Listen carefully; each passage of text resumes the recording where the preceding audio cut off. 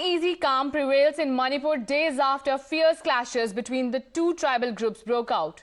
Chief Minister N. Biren Singh has appealed to the people to refrain from any form of violence and said that strict instructions have been given to the police and paramilitary to take action against those who try to create disturbances.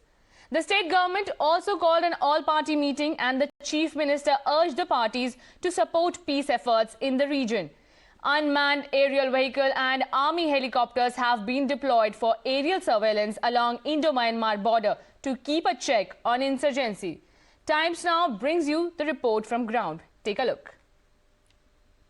Presently, we are at a very remote location in Manipur. This is where one of the most sensitive areas, because this can be regarded as the most sensitive areas because of the law and order situation that occurred here 2 days prior. This is one of those roads where a lot of arson and vandalism occurred, and this has been told to us by high-level sources. And today we are going to show you a completely contrasting picture. This area has now been totally manned by the armed forces. As you know that 14 companies until yesterday and today 10 companies have arrived in Manipur to control the law and order situation, and there has been a relative peace and stability when with the intervention of the armed forces and the centre's strong hand in dealing with the law and order situation. This is a flag march being done by the Indian Armed Forces. As you can see on the screen, the Indian Armed Forces are resorting to first to relief and rescue operations. Secondly, they are doing intense patrolling in these areas and also doing flag marches so that the vulnerable people who are stranded here across the communities are well protected. And this is an example of the kind of the kind of role that the armed forces are playing.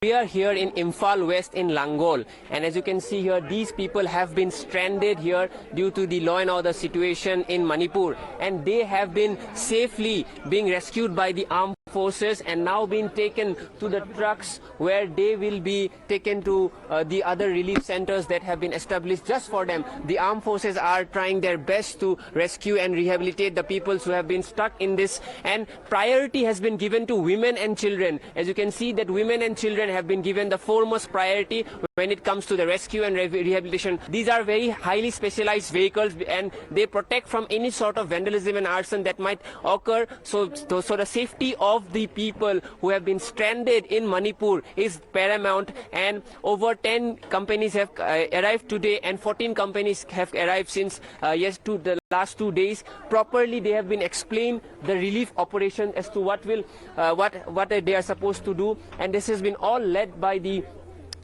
different companies of armed personnel that have been stationed in Manipur ever since the law and order situation was affected. And very importantly, categorically, as per sources, these relief operations are not related to just one community. Across communities, they have been rehabilitated.